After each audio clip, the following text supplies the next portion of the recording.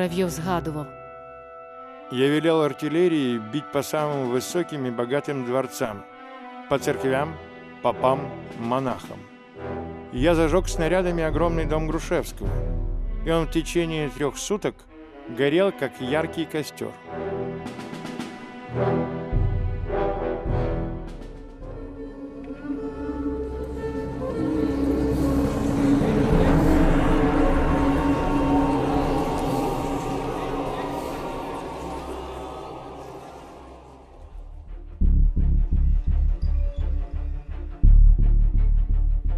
Україну від більшовицької Росії тоді врятував мирний договір, що був укладений 9 лютого 1918 року у Брест-Литовському.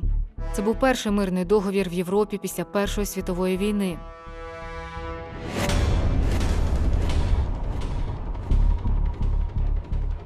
Україна увійшла у союз із Німеччиною проти більшовиків, і Росія повинна була негайно вивести свої війська і припинити будь-яку агітацію і пропаганду проти УНР.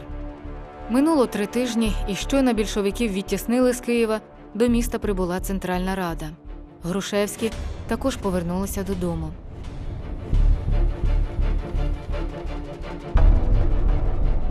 Родинний будинок стояв на пагорбі перед їхніми очима, як мертвий кістяк з вибитими вікнами. Перекриттів майже нема, саме на верхніх поверхах, де була їхня квартира. З уцілілого флігеля вийшла сестра Ганна. Вона була у чорній хустині. Мама померла від нервового виснаження за 4 дні, як Грушевський покинув Київ. Поховали її на Байковому кладовищі. Але особиста трагедія Грушевського стала лише початком трагедії народної. Київ був поруйнований. Проте уряд і Центральна Рада вже відновили свою роботу. Минуло 2 місяці. Михайло Сергійович завершував написання Конституції. 29 квітня Мала Рада зібралася на засідання, щоб ухвалити Конституцію молодої української держави.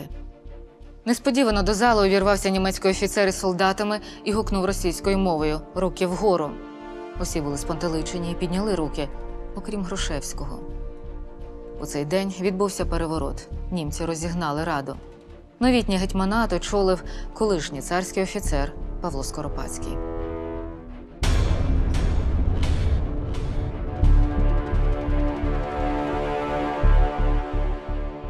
У Грушевського в домі вчинили трус, вилучили його рукописи і листи.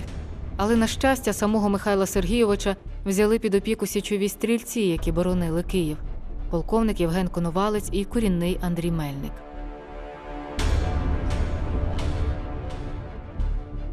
Поки голова ЦР з дружиною і дочкою пробиралися до авто крізь натовп, хтось поцілив Грушевському багнетом у горло, але потрапив Марії Сильвестрівні у руку.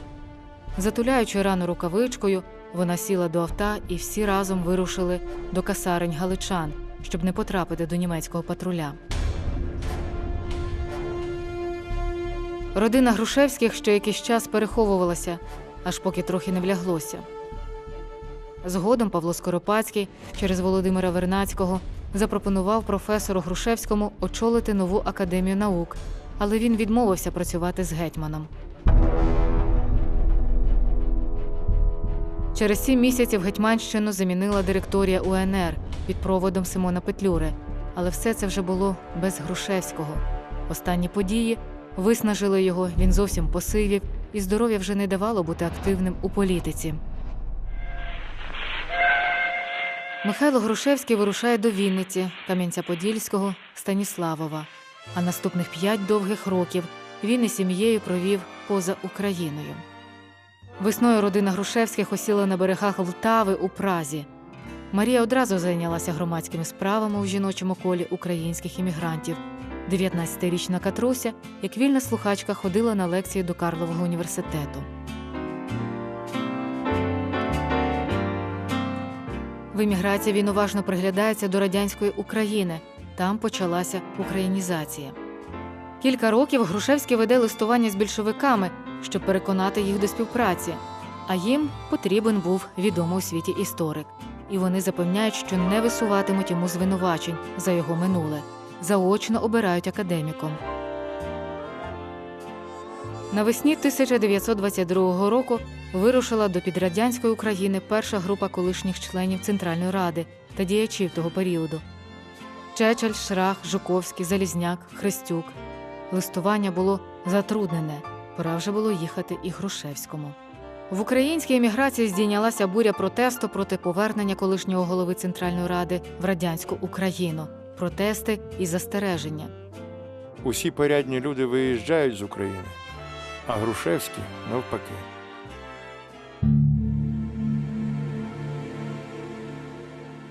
Олександр Олесь пише йому в листі. Ваш від'їзд на нас, еміграцію, зробить велике враження. Чи перевірили ви інформацію з України? У Вінниці розстріляно 84 просвітянина. На Волині 105 селян. На ці розстріли селянство відповіло повстанням, яке з Київщини і Волині може перекинутися на всю Україну. Вибачте, дорогий Михайле Сергійовичу, але я вважав про це сказати. Грушевський відповідає: «Я нікому не буду робити повороту. Очевидно, діло не в тім, щоб вірити більшовикам чи не вірити. Було б дуже сумно, якби ми жили вірою в якесь чуже попічення про нас. Але це річ сумління кожного. Здати справу, де він буде найкорисніший для свого народу. Чи дома, чи за кордоном». –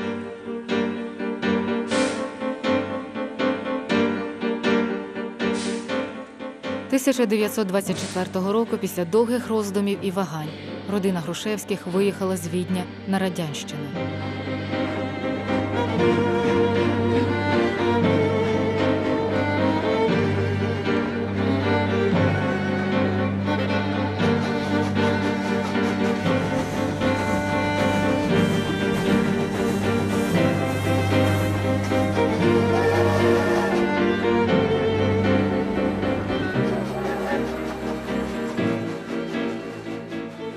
У Києві Грушевські поселяються у садибі на Паньківській, у кімнатах, якими потіснилася сестра Ганна. Учений знову розгортає широку наукову діяльність.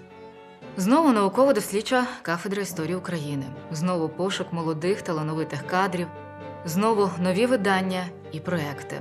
Поруч працюють донька Катерина, брат Олександр, небіж Сергій Шамрай. У Києві завершено і видано 9-й том історії України Руси. Книгу на 1600 сторінок. Том завершувався Хмельниччиною.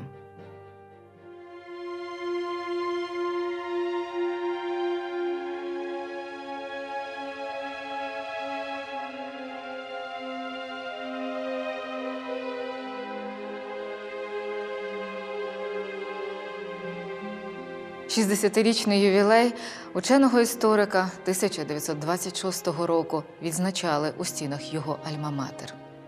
Щойно він з'явився на порозі з родиною, як студенти підхопили його на руки і внесли до актової зали. Урочисте засідання тривало 5 годин. Виступ Грушевського зустріли оплесками. Він говорив про минуле, про майбутнє України. Йому вірилося, що труднощі минуться, економіка зросте, а наука буде гідно оцінена і фінансована. –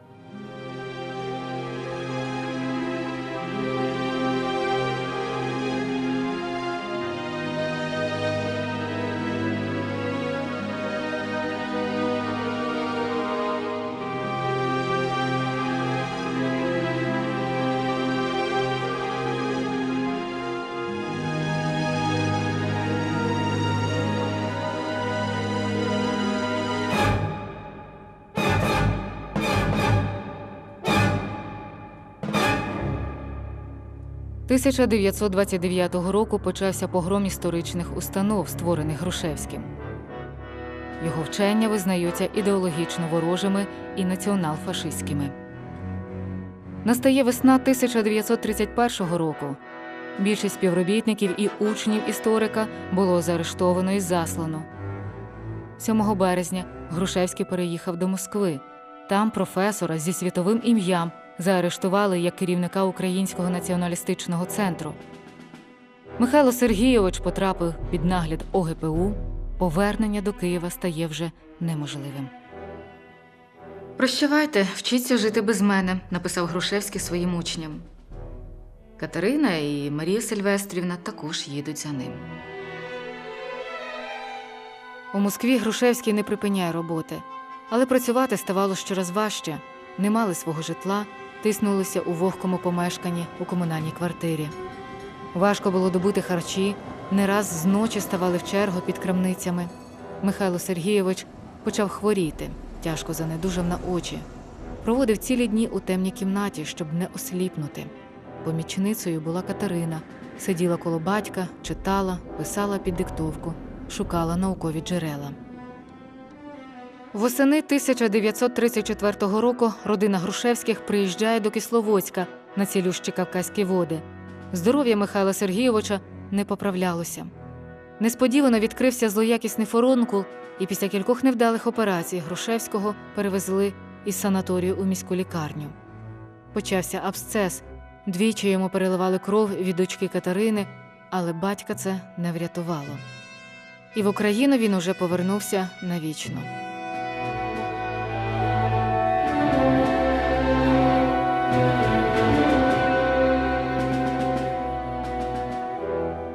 1938 року заарештували і засудили до таборів Катерину Грушевську, молодого перспективного ученого-етнографа. З таборів вона не повернулася. Марія Сильвестрівна до кінця своїх днів не знала про смерть доньки. На схилі літ Марія Грушевська самотньо доживала свій вік у Києві, у комунальній кімнаті власного ж будинку, і перечитувала рукописи свого чоловіка. Так, ми стара Київська Русь, але ми разом з тим український народ, осібний народ, зі своєю осібною мовою, історією, письменництвом і культурою.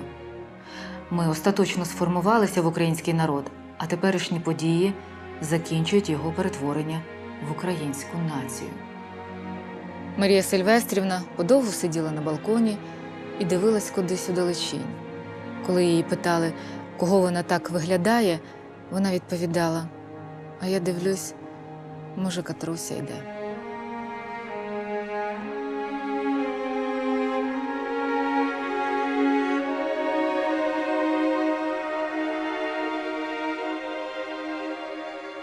У часи Другої світової війни Марія Сильвестрівна, дізнавшись, що у Львові є на продаж півкіло кави, просить Володимира Дорошенка купити і переслати їй. Це не каприз мій і не лакомство, а, так би мовити, лікарство. Кава для Марії Сильвестрівни була споменом, ностальгією за тими часами, коли були всі разом. Всі троє, що у Львові, що на засланні, що в еміграції, що у скромному помешканні на вулиці Панківська, 9 у 20-х роках. Головне – разом, як на традиційних підписах на листах: ММК – Михайло, Марія, Катерина.